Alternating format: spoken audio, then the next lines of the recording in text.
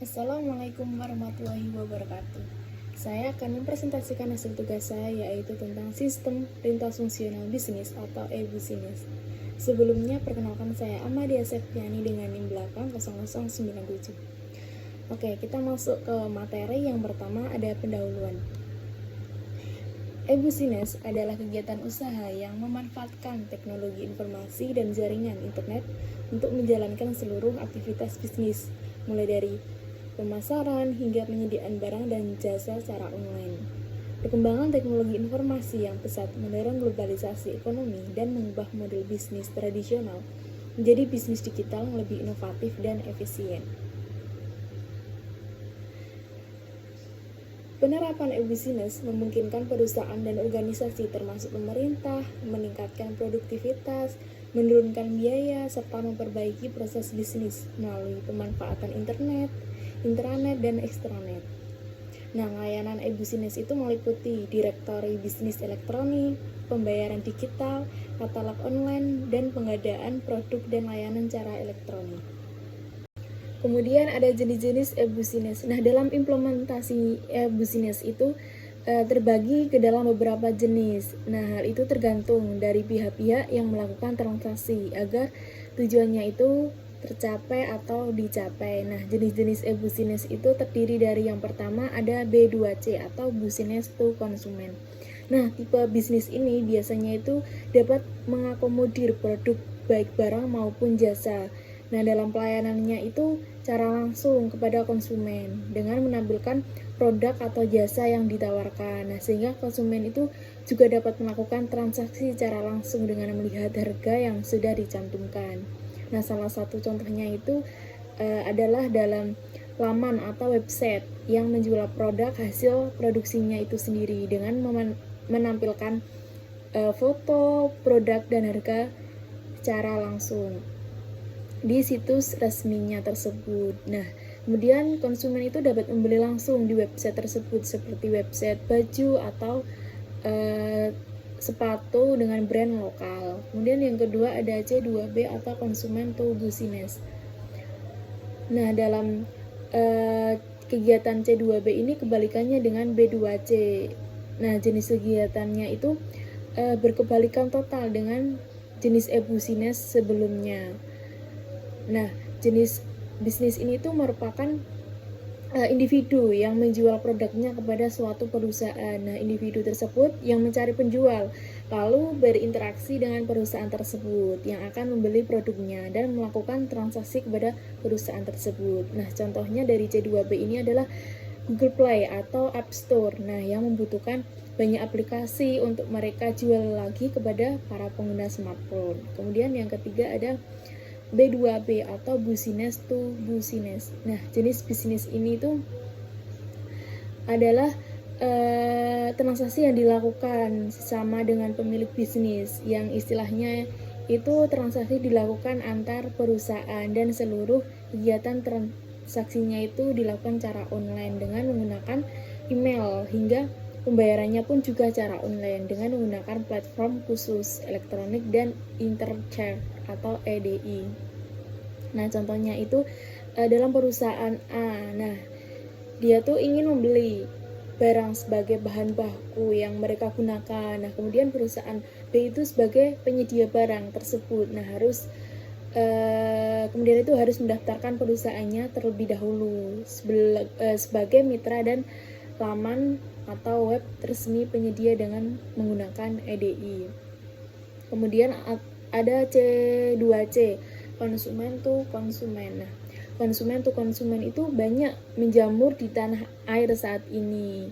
Nah, dalam jenis bisnisnya itu seperti kayak mereka sebagai konsumen. Nah, mereka pula yang juga turut menjual produk tersebut. Nah, contoh nyatanya itu ketika seorang ingin menjual mobil yang mereka gunakan, nah mereka itu akan menawarkannya di situs jual beli online sebagai seller dengan harapan bisa mendapatkan keuntungan dari penjualan produk tersebut. Kemudian yang kelima ada G2B atau conformant to business.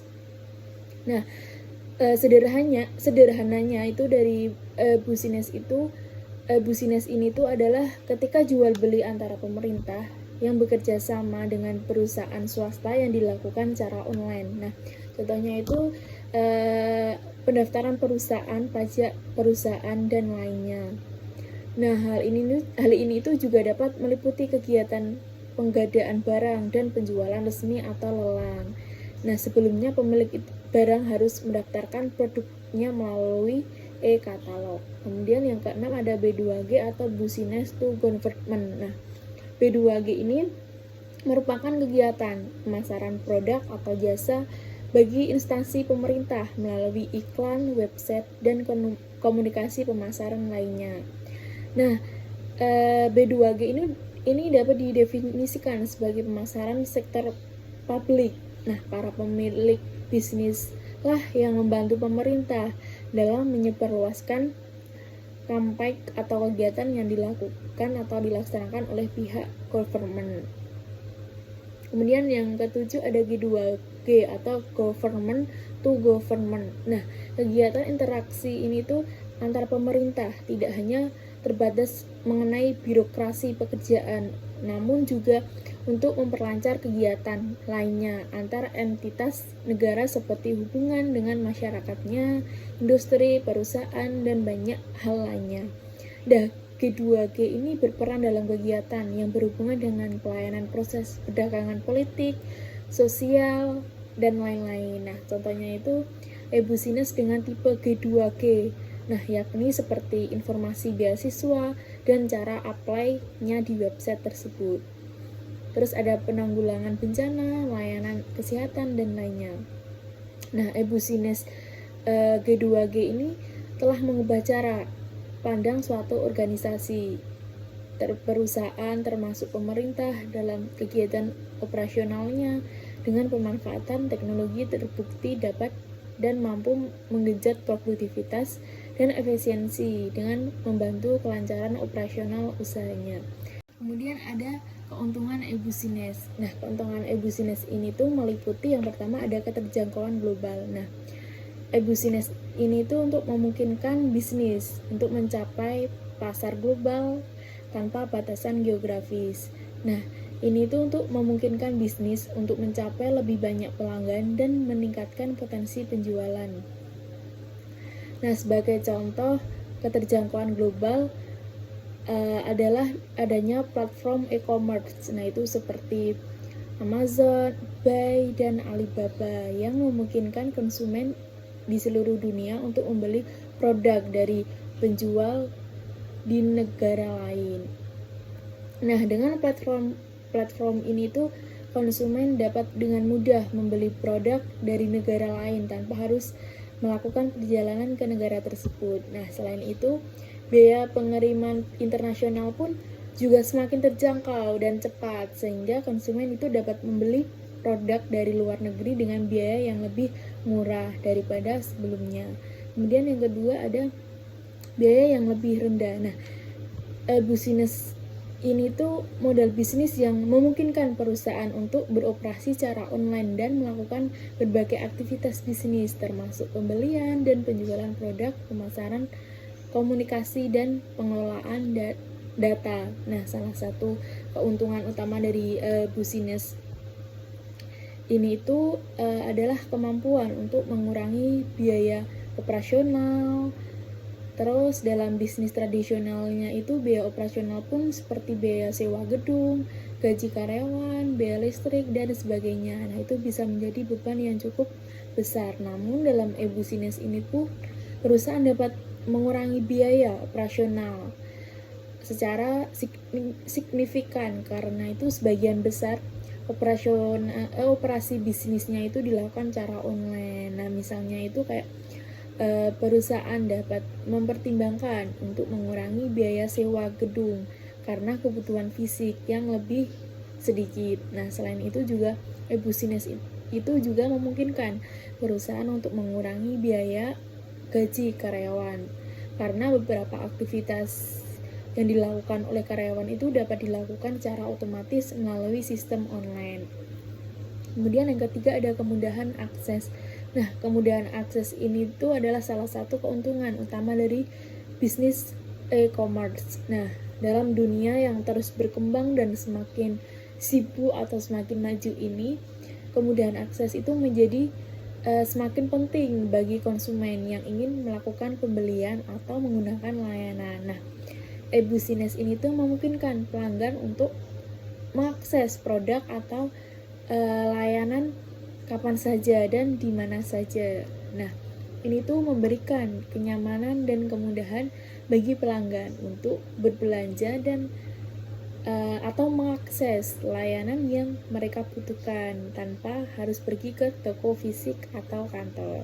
Kemudian yang keempat ada peningkatan efisiensi. Nah, dalam peningkatan efisiensi ini adalah salah satu manfaat utama yang dapat dicapai melalui penerapan teknologi dan sistem informasi dalam bisnisnya. Nah, biasanya itu dalam konteks e-business atau bisnis berbasis elektronik. Peningkatan efisiensi itu dapat dicapai melalui pengotomatisasian proses bisnisnya. Kemudian yang kelima ada peningkatan kepuasan pelanggan. Nah, e-commerce atau perdagangan elektronik ini memiliki beberapa kelebihan yang dapat meningkatkan kepuasan pelanggannya. Nah, contohnya itu dalam e-commerce itu dalam meningkatkan kepuasan pelanggannya, yaitu kemudahan akses dan kemudahan berbelanja, harga lebih murah, pembayarannya mudah dan aman, terus ada ketersediaan produk yang lebih banyak, dan kemudahan pengembalian produk.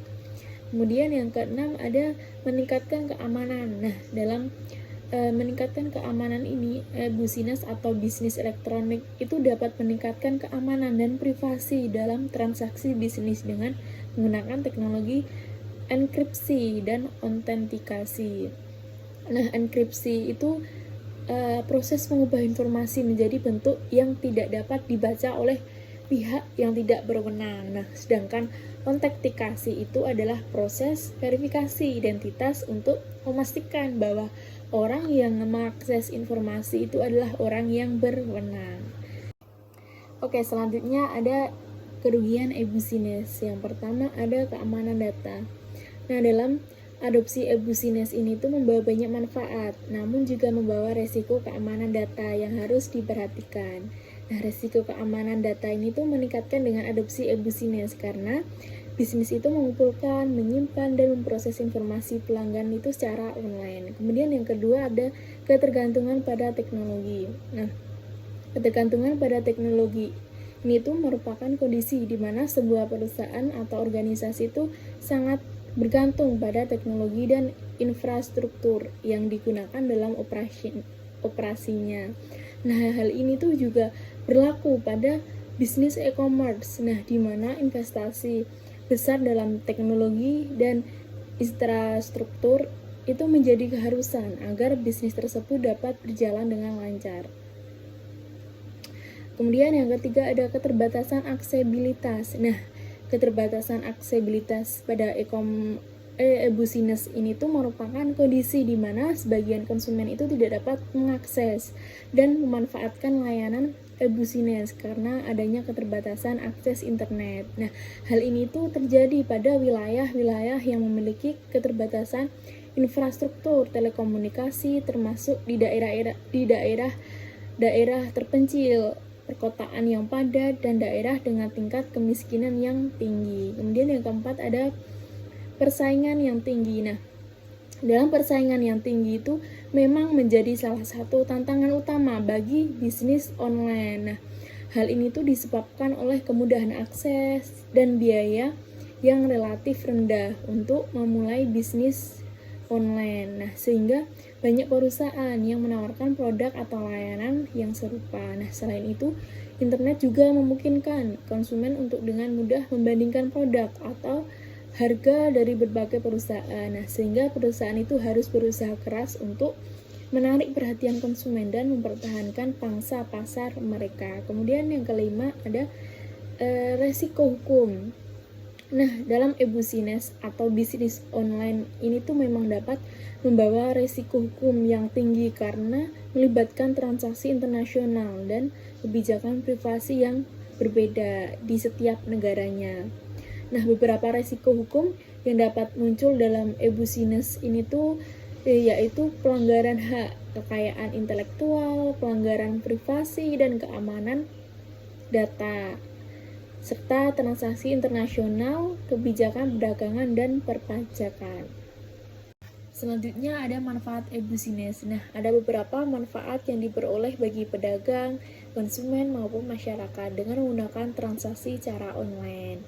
Nah, manfaat e-business ini tuh yang pertama bagi organisasi pedagang dan perusahaan itu meliputi ada memperluas jaringan pasar dari lokal hingga internasional, sehingga perusahaan bisa menjangkau lebih banyak pelanggan, memilih pemasok terbaik, dan menjalin relasi dengan mitra bisnis yang dinilai paling cocok.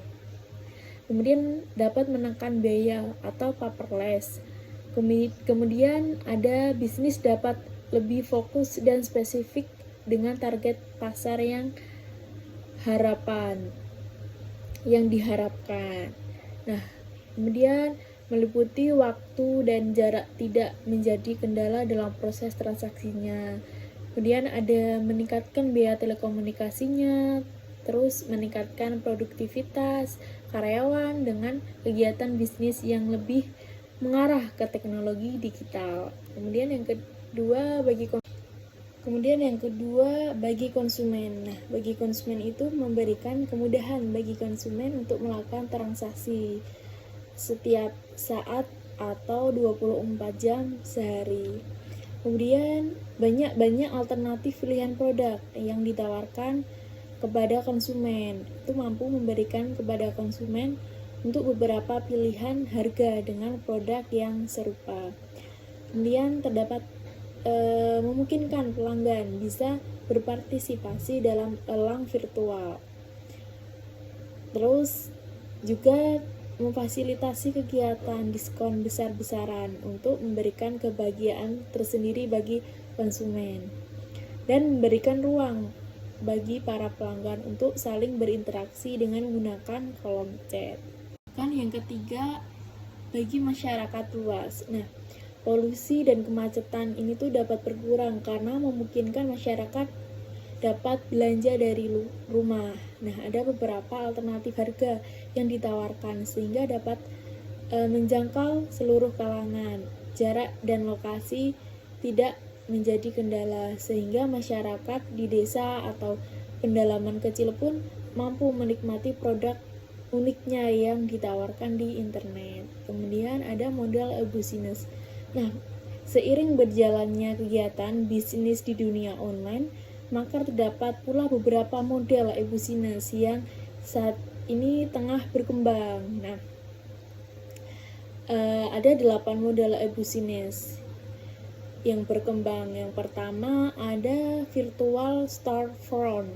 Nah, virtual storefront ini adalah kegiatan jual beli dengan sistem e-business dengan cara menjual produk, baik produk fisik maupun produk jasa secara online, dan para pelanggan pun juga bisa memesan atau menggunakan berbagai sarana tradisional dalam proses pengirimannya seperti jasa pengiriman Pos Indonesia, JNT, JNE, atau kurir untuk menerima belanjaannya. Kemudian yang kedua ada marketplace konsentrator. Nah, bisnis ini tuh lebih fokus pada pemuasan informasi produk dan jasanya dari beberapa produsen di suatu laman. Nah, sehingga konsumen itu dapat mencari, membandingkan, serta membeli produk di laman tersebut. Kemudian yang ketiga ada information broker. Nah, banyak juga e-business yang hanya bertindak sebagai broker atau media perantara yang menyediakan informasi terkait spesifikasi produk, harga yang ditawarkan, serta jumlah ketersediaan produk yang dimiliki.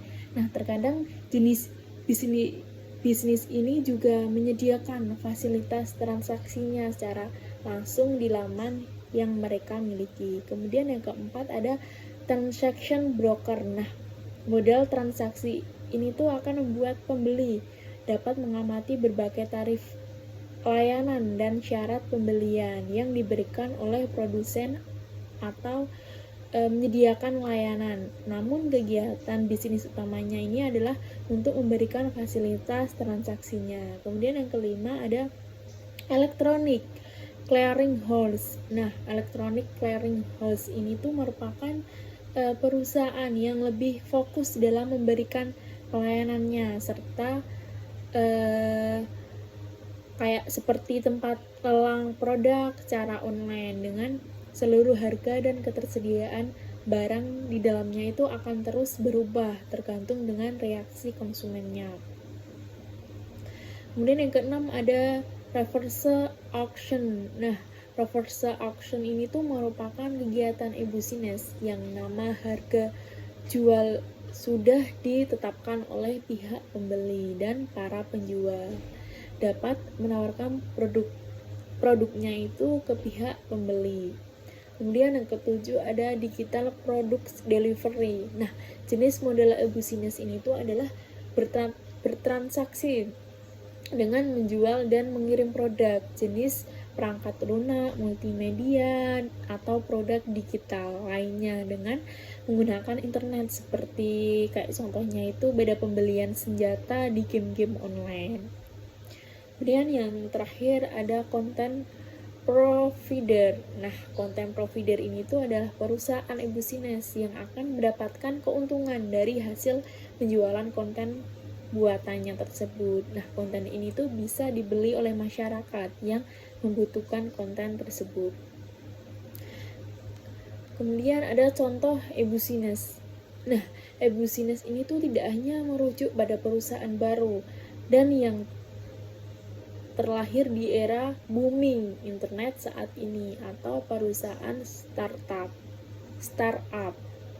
Nah, ada juga perusahaan lawas yang sedang berusaha dan mulai menjalani transformasinya menjadi perusahaan digital di era saat ini. Nah, upayanya itu dilakukan supaya mereka tidak kalah saing dengan perusahaan rintian yang baru. Nah, ada beberapa contoh perusahaan e-business yang saat ini tuh dapat kita jumpai. Yang pertama ada Amazon. Nah, Amazon ini tuh sebagai marketplace terbesar yang telah terkenal di kalangan industri, telah mapan dan menjadi supermarket besar online di dunia.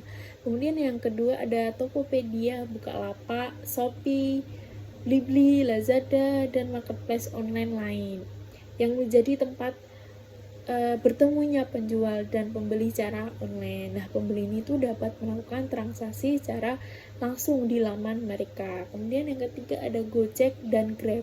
Nah, perusahaan yang awalnya menawarkan layanan transportasi online hingga memperluas layanannya dengan konsep mengantarkan barang, memesan makanan, dan menjadi dompet elektronik yang dapat digunakan untuk membeli produk secara online atau dompet online yang biasanya kita jumpai sehari-hari.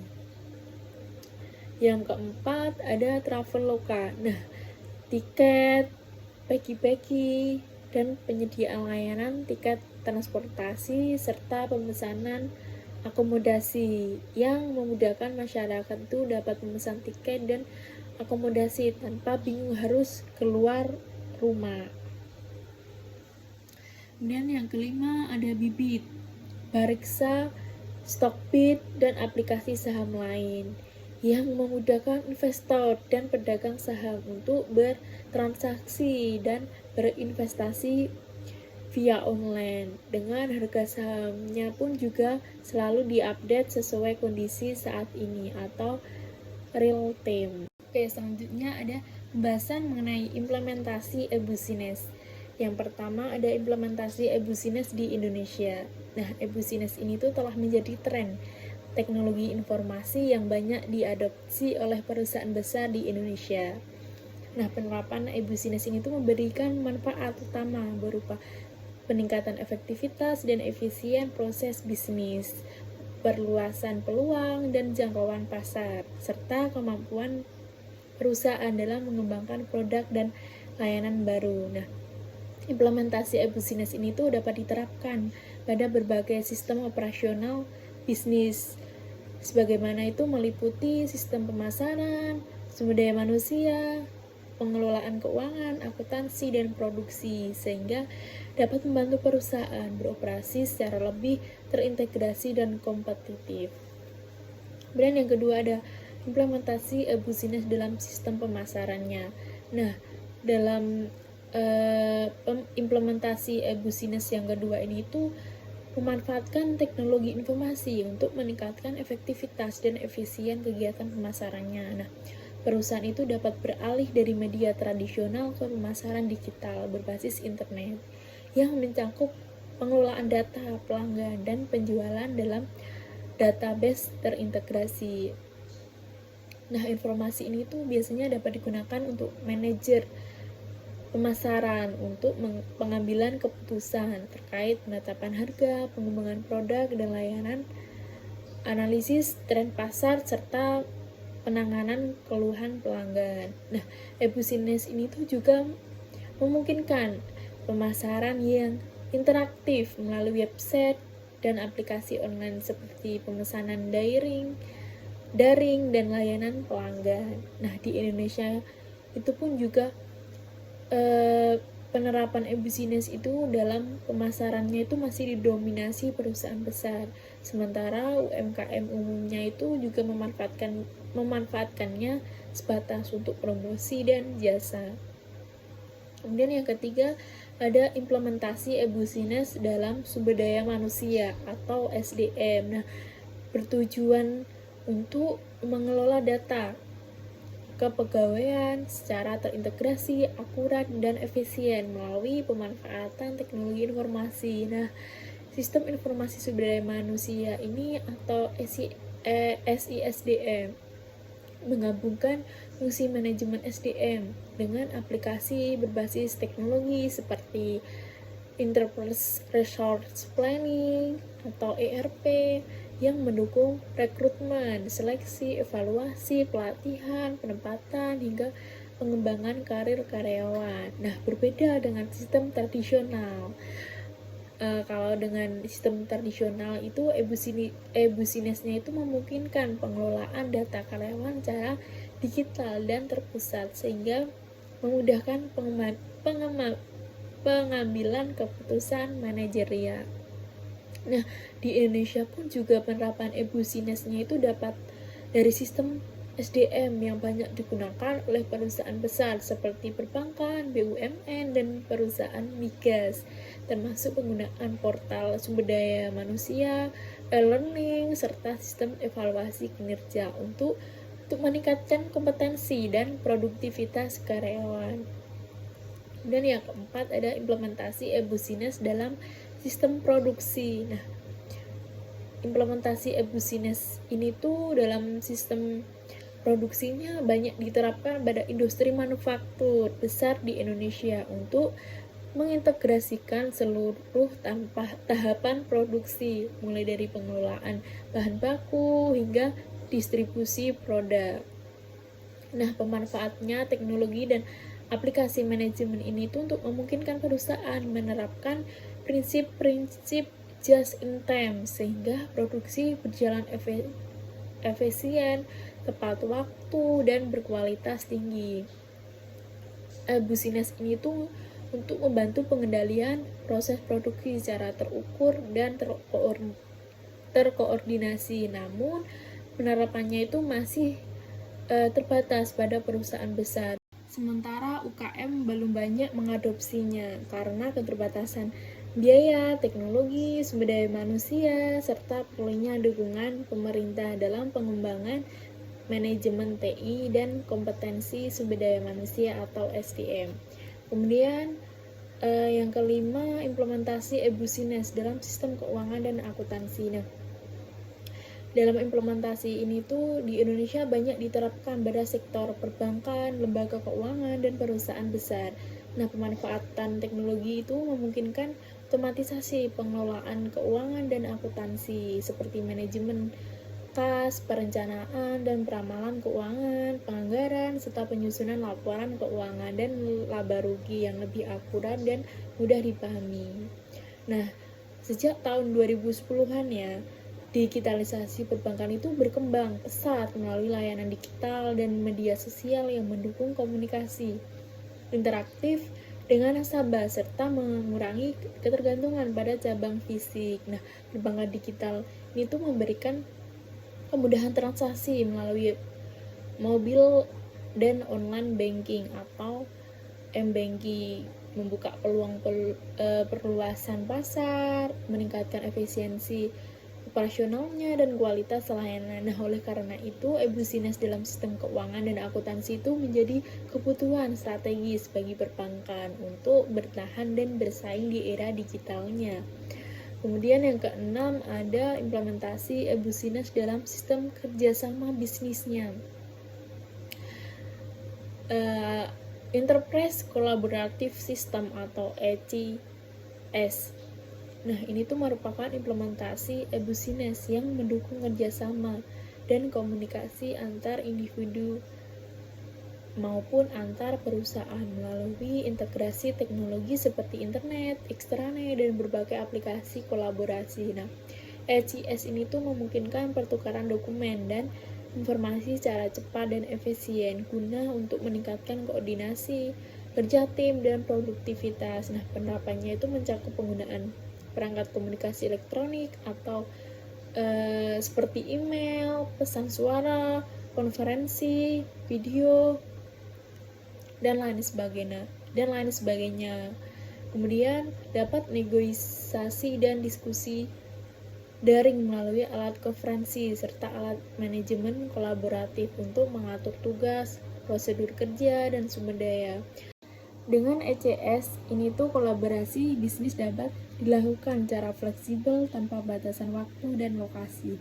Kemudian yang ketujuh, ada implementasi e-business dalam sistem pemrosesan transaksi atau Transaction Processing System atau TPS. Nah, berfungsi untuk menangani transaksi harian organisasi secara otomatis, cepat, dan akurat.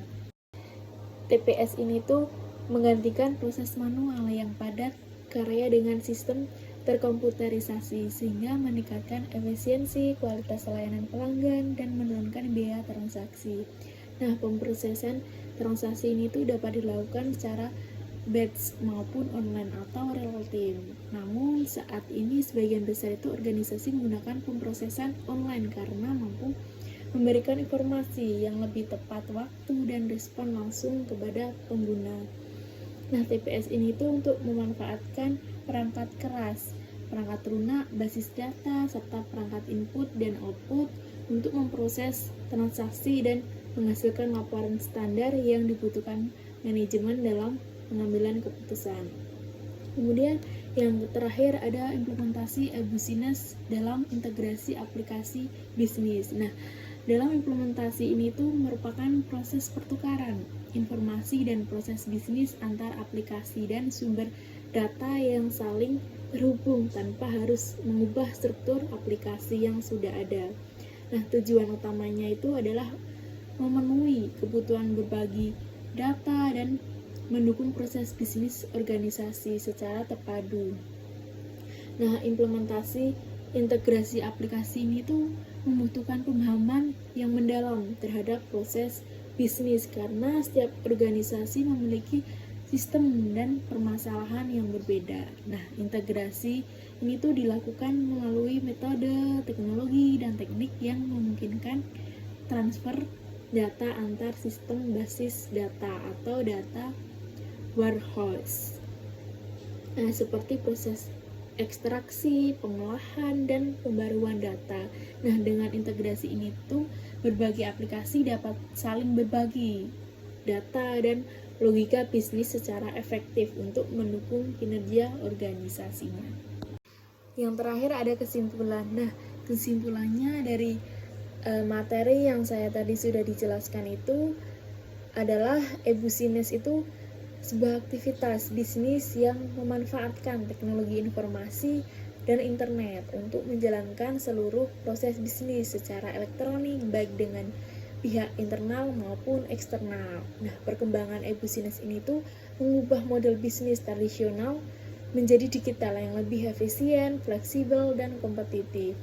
Nah, e-business ini tuh juga mencakup berbagai jenis transaksi kayak tadi yang sudah saya jelaskan itu seperti ada B2C, B2B, C2C hingga layanan digital pemerintahan serta menawarkan manfaat berupa perluasan pasar, efisiensi biaya, dan kemudahan transaksi. Nah, meskipun memiliki resiko seperti keamanan data dan ketergantungan teknologi, e-business ini tuh terbukti meningkatkan daya saing perusahaannya dan menjadi strategi penting dalam menghadapi persaingan di era digital. Thank you. Nah, sekian presentasi dari kami. Apabila ada kesalahan kata, kami mohon maaf sebesar-besarnya. Saya akhiri. Wassalamualaikum warahmatullahi wabarakatuh. See you.